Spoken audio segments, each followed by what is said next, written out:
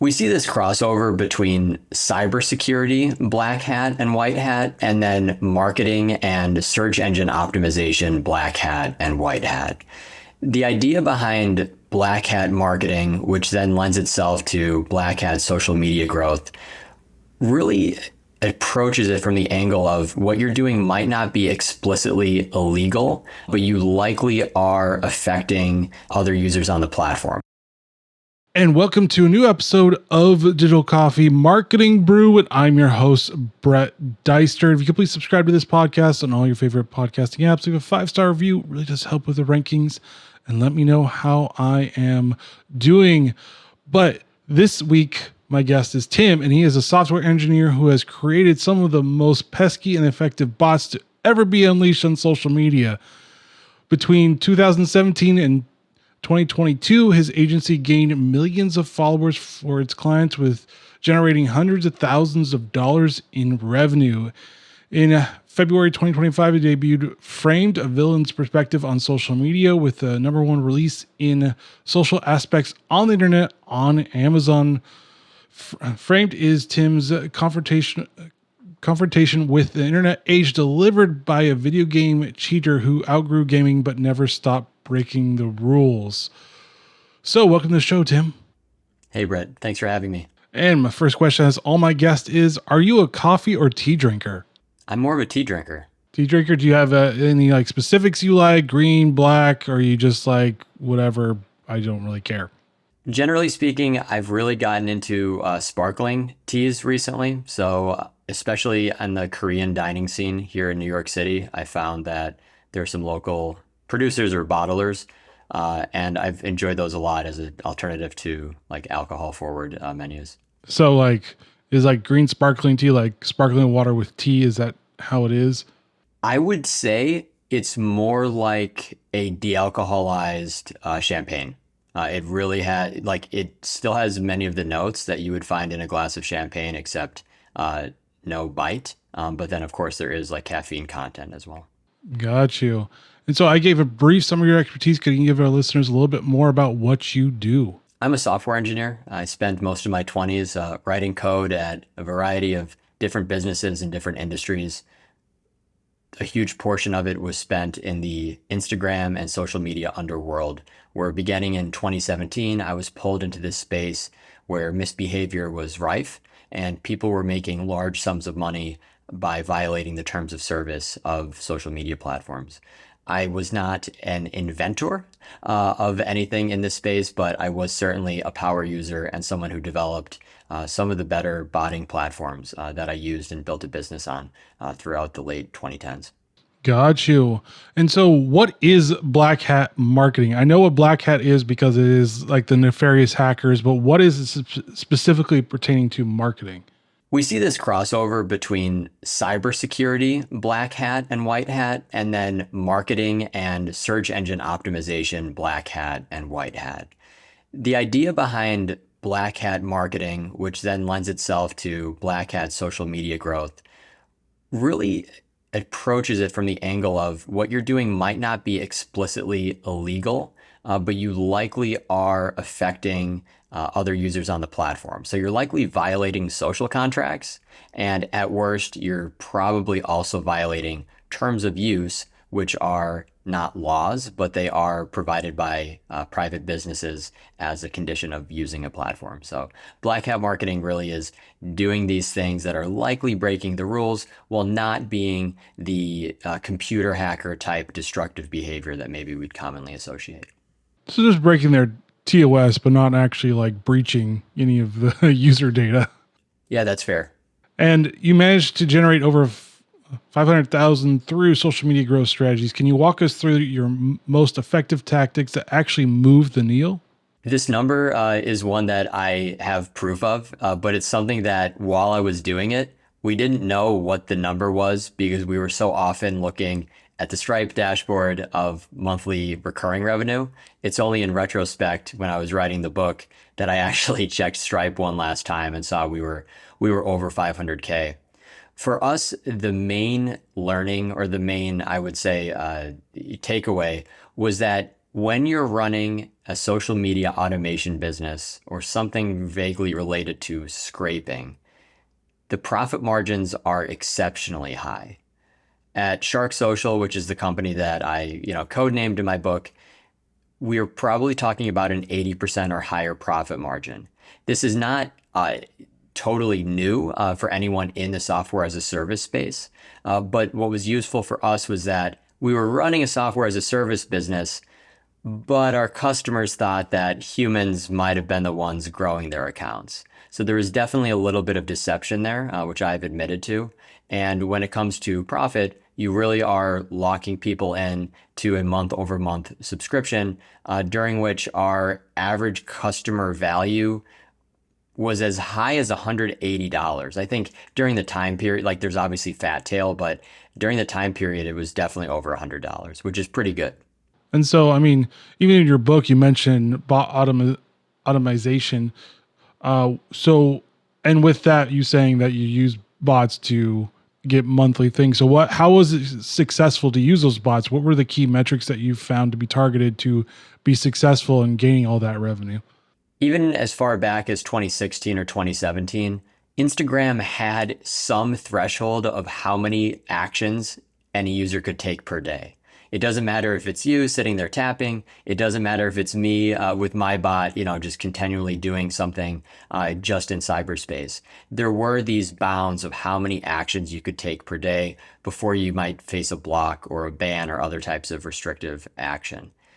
What made the programs I created and manipulated so successful was this abuse of the human tendency to reciprocate.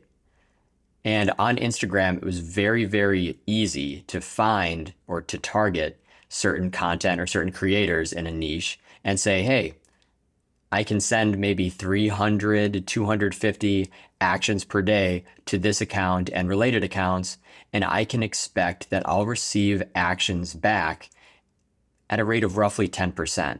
So even on a per day basis, that could be as many as 20 or 30 actions back over the course of a month. Many smaller accounts and even what you would say micro influencers would be more than happy to get hundreds and hundreds of real organic-ish follows back per month. So that was really the core value in this system, which is broadly termed follow unfollow. Yeah, and so I mean, how do you what do you have any insider tips on that, on like performing well organically? Because everybody knows now with Meta, they don't like organic stuff anymore. They really want you to pay to play now, and it's kind of like if you don't pay to play, you don't get the eyeballs or the actions, as you say. So, are there any tips to actually still do that? Because I know it's getting harder and harder because the algorithm just ruins everything. My personal belief, because it's just for them to make money. One of the concerns that was brought up when we first started facing actions, anti-botting measures, was that Meta cared less about the user experience and they cared more that we had found this shortcut to not having to purchase ad space. And what you say is right on, Brett. Like, the problem is that now everybody who remembers how good coverage was, how good exposure was 5 or 10 years ago, is now trying to pursue the same content strategies and effectively getting forced to run ads, or at least to experiment with boosting a post. One, there's less space. And two, as you say, the algorithms have kind of been designed now to trick us into doing this. I would say that to some extent, this organic interaction still holds weight. And I can say this even now as someone in this second life as an author promoting his book. It is meaningful to reach out to journalists or to other authors or to people who I think would like to read my book and say, hey, I know a little bit about you. I've read your research paper. I've read your past work. Here's a free copy of my book. That type of outreach, even if it's cold, still works to some extent, but it's so time consuming. In the time that I could do 1,000 with bot programs I've created, I could maybe only do 20 or 30 personalized bits of outreach. And that's where like there's this awkward It's it's like, what has software really allowed us to do if we're basically just having to take out the phone book, look up the directory and, figure out someone's life story before we contact them anyway, right? It's kind of forced us into a more traditional way of building relationships. And so how do you capitalize that? Because I mean, we talked about how the algorithm has changed. Should your content strategy drastically change? Because like the new thing was reels, now it's not as popular, or it's too popular where even if you post a reel, it doesn't really mean you're really going to gain traction. Should you use like some pictures again? Should you use some regular videos, stories? Like, is it just a mix of everything, or do you have to quote unquote go viral? Which, I mean, always changes every day. And I know every business is like, we want to go viral. And I'm like, okay. Yeah, and I've even seen this with past guests on your podcast. This comes up a lot where people are talking about how to beat the algorithm.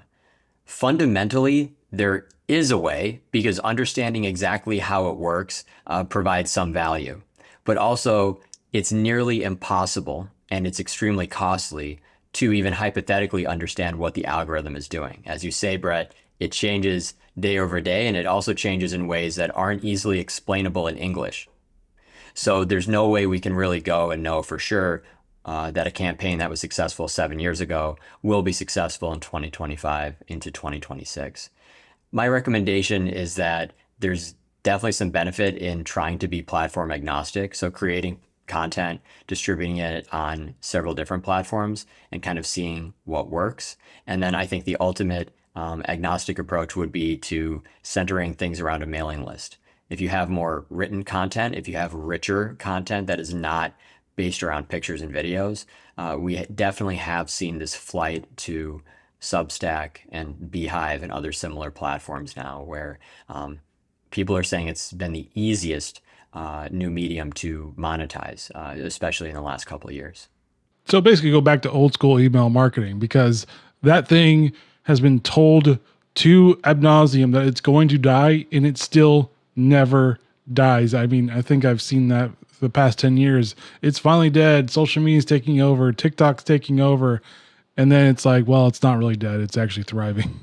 It's a very difficult conversation because each person who has built a business and perhaps an agency in social media, they don't want to admit how little they understand. My perspective is unique because I broke the rules, which means getting very, very close to truth. And then later I was employed by a software startup where I actually built persuasive technology systems. So I never worked at Meta, but I mean, we came pretty damn close to getting an understanding of how this stuff really works. The truth is that nobody knows how it works and that chasing viral exposure is still valid, and prospecting for leads by way of fans on some of these distribution platforms, social media platforms, is still valid. But I wonder how many people it's really useful for, and really, with the saturation we see today, how many people are getting meaningful stats out of it, considering how much time it takes up. I only say like I criticize going viral only because it feels like everybody's chasing the past trend of going viral. And I feel like a lot of times people need to understand that going viral means you need to be unique and a little bit different from what has already happened. Yeah, that's true. And I've explored it in a few places in my book where I really I pay a tribute to the early internet and what it really meant. And one of the most interesting discoveries or hypotheses that I proposed was that on early YouTube, it was very rare that content went viral from the jump. If I can think about the 10, 20, 30 most significant videos from founding through 2011, 2010, we'd find that almost all of them were uncovered much later. And they were maybe promoted by an aggregation channel like Ray William Johnson back in the day, or they were even hand selected by YouTube's editors. People forget that originally some of the top videos were manually selected, as YouTube was actually in this era during the dying days of what we remember as directory sites, where you would have a webmaster telling you what the top content was. So what you're saying is very much true in that these are older patterns. And now that we're trying to have the same success when the algorithms have extremely aggressive time decay functions, you must go viral immediately because otherwise you'll get completely buried. And I think we see a lot less discovered viral content, and we see this almost standardization, this formulaic approach of what people think they have to do. In a lot of cases, that involves compromising either their values or really what their content should be about. So could we say that's the TikTok effect of the time decay of virality? Because I feel like TikTok kind of like catapulted that, where YouTube wasn't as bad at it, but now they are, since they have shorts. LinkedIn has shorts now. I mean, basically almost all of them have a short function now. I would say that shorts are what completed this transitional period. As far as time decay functions, they've always existed to some extent, and there is some like academic exploration of how Reddit's top posts work. But on Reddit, you get a little bit more of a reprieve if you actually look at how their time decay function of each upvote relative to downvotes works. You get many days potentially. And that's why in some subreddits you look at something and you're so used to seeing the newest thing on TikTok or the newest thing on Instagram. I'm often surprised to find I'm getting posts at the top of my feed that were posted 3 to 5 days ago. And so there are different aspects of time decay. I think Reddit does a decent job of holding this middle ground. But as you said, in short form, a lot of the times it's prioritizing the absolute newest content. And so working with these influential accounts, I mean, what have you noticed that drives the actual consistent engagement? Because that's what we all want. We want the consistent engagement, not the one hit wonder. And you're like, well, what happened? How did that work?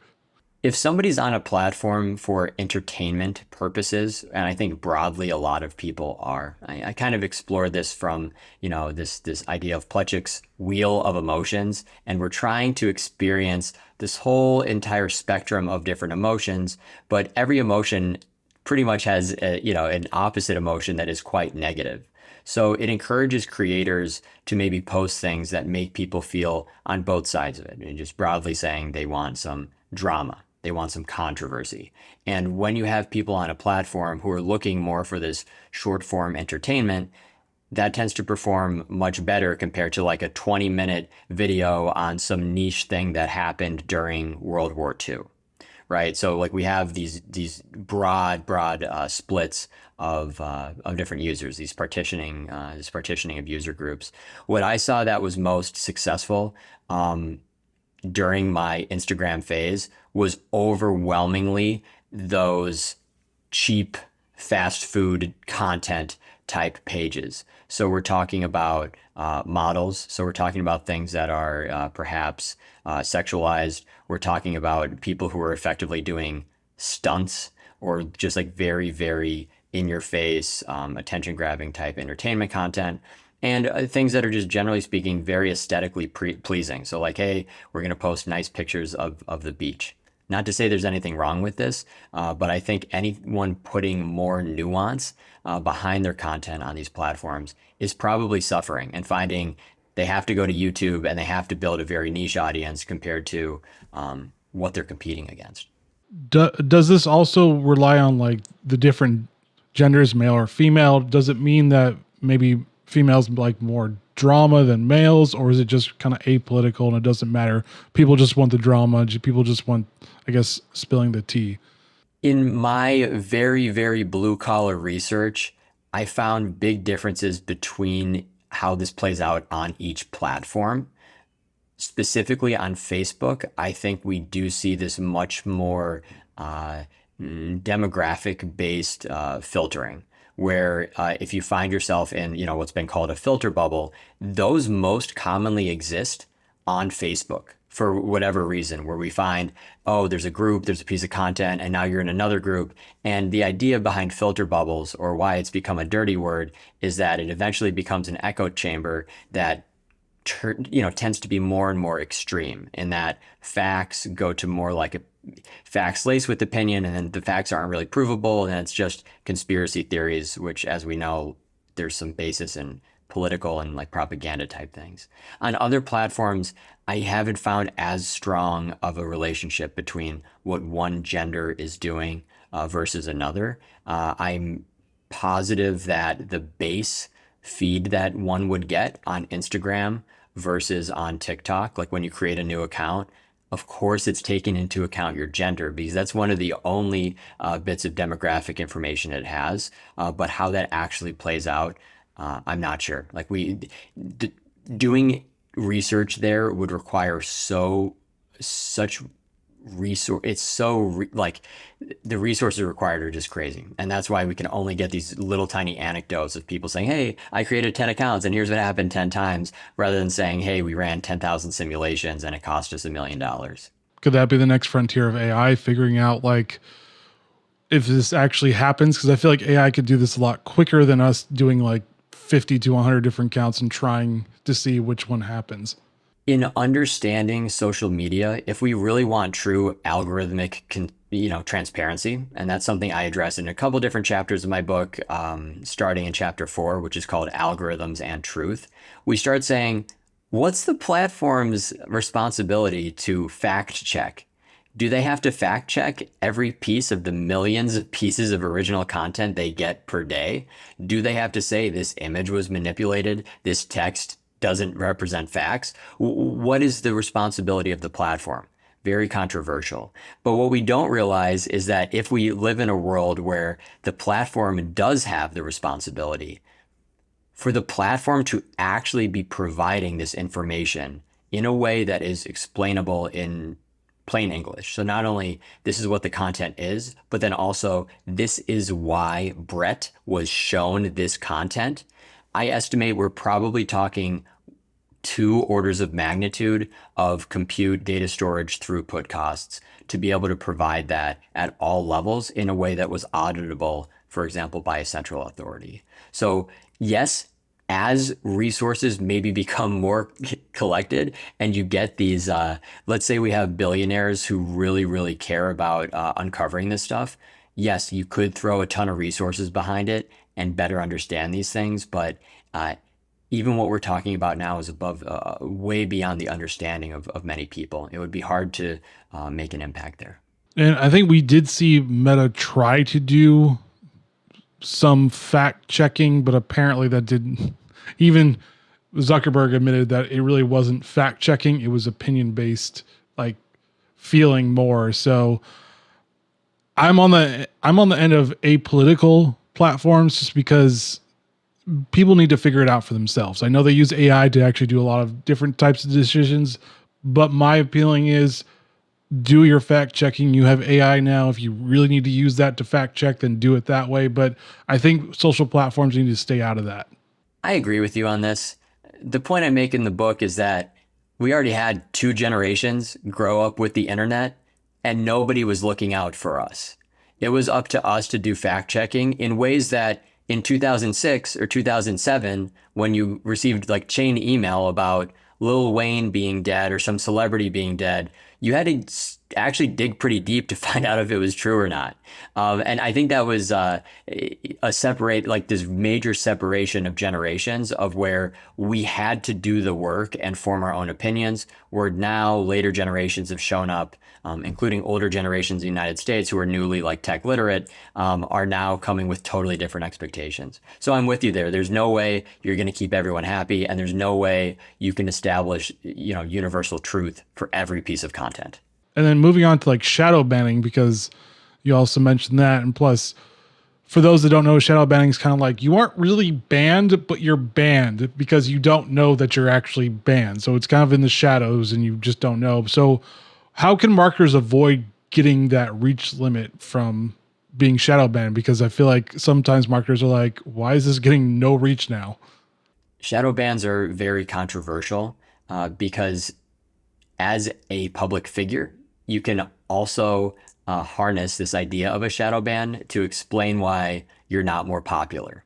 So if you look on Urban Dictionary, which is a source that was extremely useful for my book, you can see how the definition of shadow banning evolved from 2006 to 2007 to 2010 to 2012, and it evolved from web forums, so like these pre-Reddit type forums, to then people talking about Twitter, to then people just talking about this general like tech kleptocracy, right? Where you just have way, way, way too much influence from the platforms that nobody really understands how to stay on their good side, or even how to determine if they are themselves shadow banned. So that's the unique thing that you say. It's like a ban, but it's not really a ban. Because if it was a ban, the phones would be ringing off the hook, so to speak. The support tickets that would be getting filed would be crazy. But for a shadow ban, you actually have to think a lot more critically and maybe do your own tests. Ask your friend, hey, can you see my content? Or, start thinking statistically, why can only 1/100th of the audience see my content now? It's an effective tool, but it's also very, very controversial for that reason. So yeah, shadow bans aren't going anywhere. Meta has come out with a blog post talking about shadow bans, in which I cover in my book. They don't give many satisfactory answers. So yeah, it continues to be this fringe topic that a lot of people proclaim knowledge of when, as we said, with algorithms and other things, you cannot be a true expert as an outsider. And to be fair, one side, if you're in politics, one side says it's more often on their side than the other side. So there is that at play too. And since from what I've seen, just looking at it, it seems like one side was heavily targeted more because they were willing to, I guess, talk about the controversial topics that maybe these platforms didn't want them to talk about. And so that's why it became more prevalent on one side than the other. This is true. And I think now, hopefully, we're getting to the stage where we can have normal discourse, like, and we can kind of discuss these things and say, huh, that wasn't right. Like, that should never have happened. I wade into this very, like, gingerly in my book, where I'm like, hey, we'll keep it apolitical, but some of these people have really good points that it's unpopular, but it still should be covered under free speech. And whenever a platform can create these, I would say, systems for algorithmic interference, that's very, very dangerous. Because not just for political, the highest level political stuff, but what about even if there's like a local corruption case and you can't find information on it, you can't discuss it because somebody paid 50,000. It's really, really dangerous, and it's a really slippery slope. The one example I give in my book is that many, many years ago, when Donald Trump was elected, I did like a Facebook Live video because I lived in Chicago and there was actually like a major protest. And I did a Facebook Live where I was basically trying to be a comedian. And what I found so funny was that when I searched for this video, which is now like whatever, like 7 or 8 years later, I couldn't find it on Facebook. So, and I had titled it Trump Riot. And so I searched for Trump riot, it didn't come up. When I removed the term Trump and just typed riot, I could find it. And I could type Trump or any iteration of Trump, riot, whatever. I can only find it when I remove the term Trump. So it kind of suggests that this was way beyond a conspiracy theory. I'm just a random guy who was then writing a book because I thought I was funny when I was 22 years old. And then much later realized that there's still algorithmic interference on me searching my own content that contains the word Trump. And so, I mean, based on automation, what tasks should marketers automate versus handle manually for best results? Because I think that's what we're all thinking about is like, there's so many things to do, especially for social media. How do we automate effectively?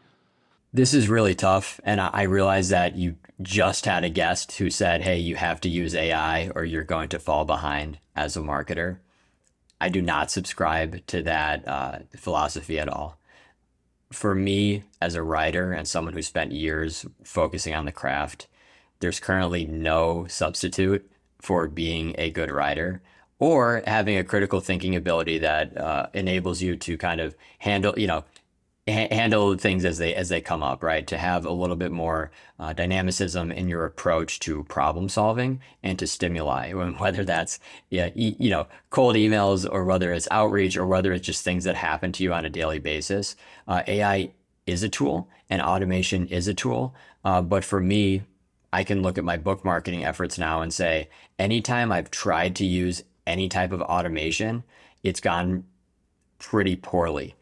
The only part that I think we have some success with, or I've had some success with, is just generally some things for lead generation.